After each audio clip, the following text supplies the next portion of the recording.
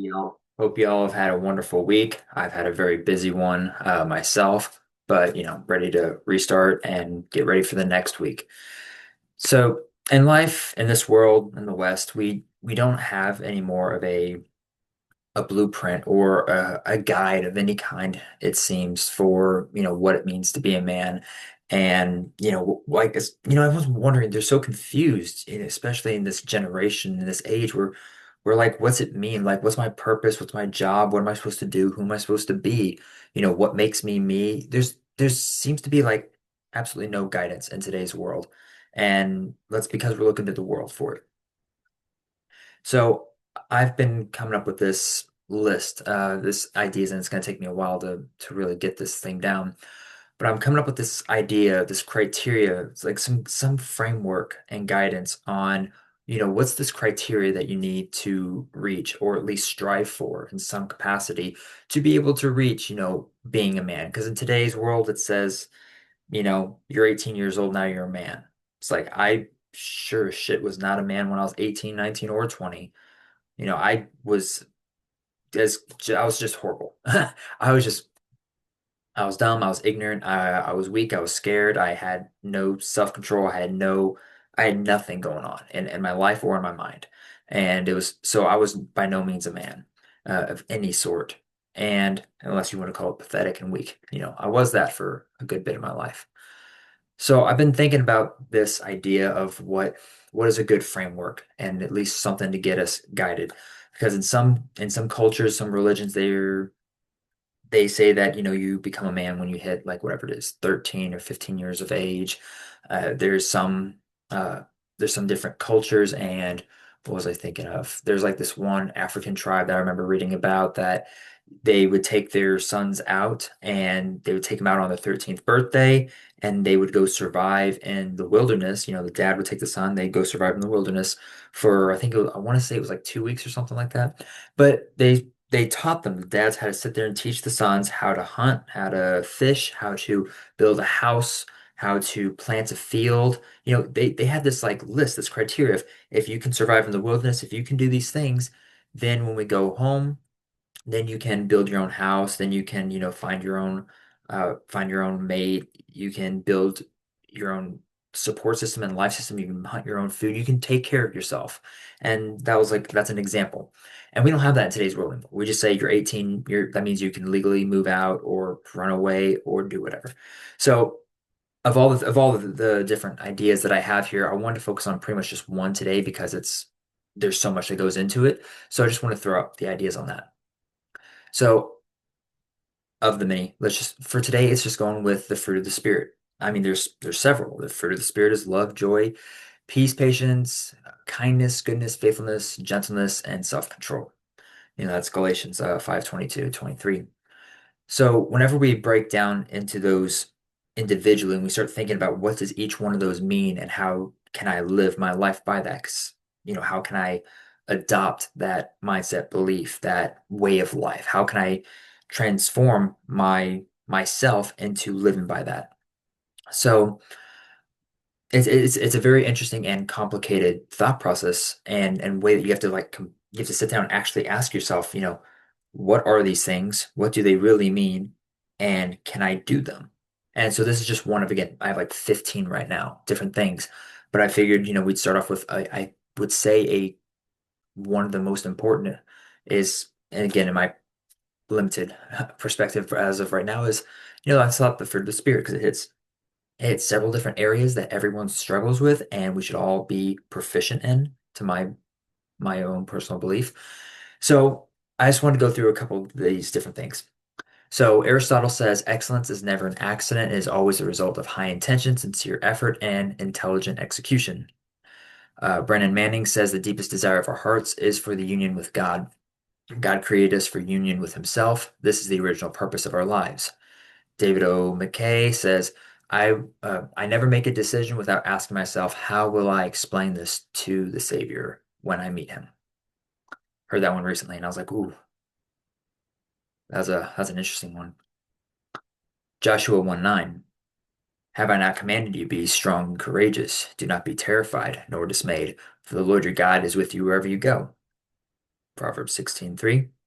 Commit your works to the Lord, and your plans will be established. Jeremiah 17:9-10. The heart is more deceitful than all else, and is desperately sick. Who can understand it? I, the Lord, search the heart. I test the mind to give each person according to his ways, according to the results of his deeds. So I'm a huge proponent, I believe, to my very core of, you know, actions over words. It's words are great, but if they have no action, then it doesn't mean anything. I'm big on doing the work and then enjoying the time afterwards of training and building and preparing yourself before you become or take that next step in life, right? If you can't take care of yourself, then you shouldn't be allowed to have someone else under your responsibility. That's kind of my own that's my own belief there, and I really believe that if you're to be a man and you're to have a family, then if you can't take care of yourself, if you can't lead yourself, and if you can't provide for yourself, then how are you going to be able to provide for a wife or kids?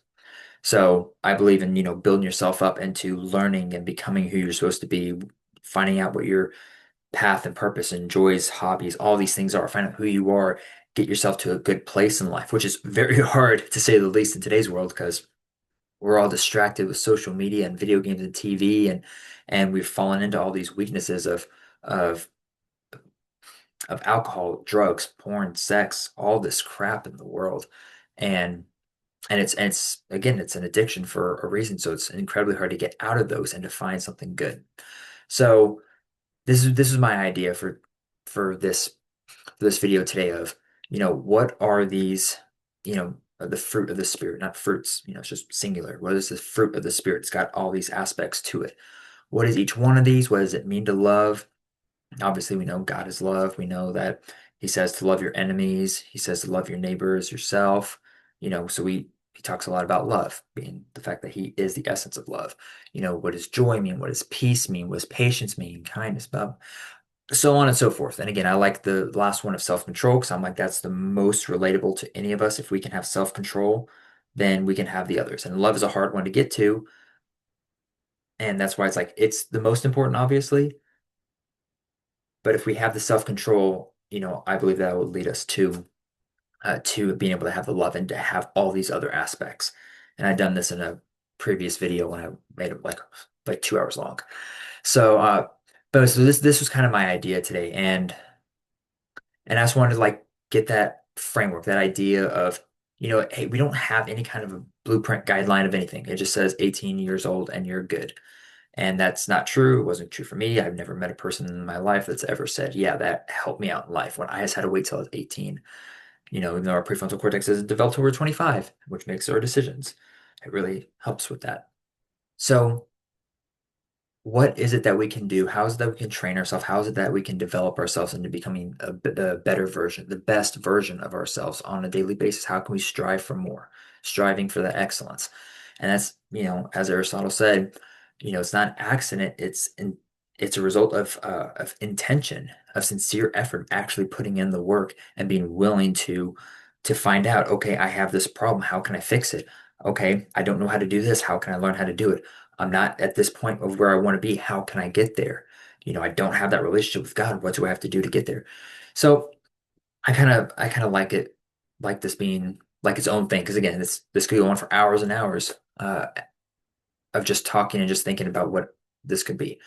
But of all things, I thought this would be a very good one to start off with. Of how can we use the fruit of the spirit to be a criteria for us to follow that? Can we learn, adopt and instill these traits, these characteristics into our very soul? And can we, bring it and allow it to change us in the positive way that the Father has, chosen for us. And again, this helps you in your spiritual life and your everyday life. If you have self-control, you know, self-control is like the biggest thing that's needed these days because we don't have self-control. We're on our phones all day. We don't have the self-control. We go and watch porn and, become more and more into that worldly evil and we just lose more of who we are. if we don't have that self-control, we just get fat and weak and lazy and pathetic, and we just follow what the world says. And the world is not exactly anything worth looking at and following anymore. It never really has been, but in today's day and age in the West, it really is not. So, anyways, that was my idea for today, was just the fruit of the Spirit. How can you adopt that into your life, and what can that look like for you? And are you willing to actually take that step of finding out, what it is? I heard this other quote earlier today, actually. Actually, I don't know if it's a quote. I don't know who said it. It was just a saying that was something along the lines of, if you can't lead yourself to carry your own cross, then how can you lead a woman down the aisle, kind of thing, or meet the woman at the altar, whatever. How can you marry someone and take care of a wife if you don't even know how to carry your own cross? So that was an interesting one. I really like that. Anyways, hope that was able to help out. You guys have a blessed week. Love you. See you next time. Be good.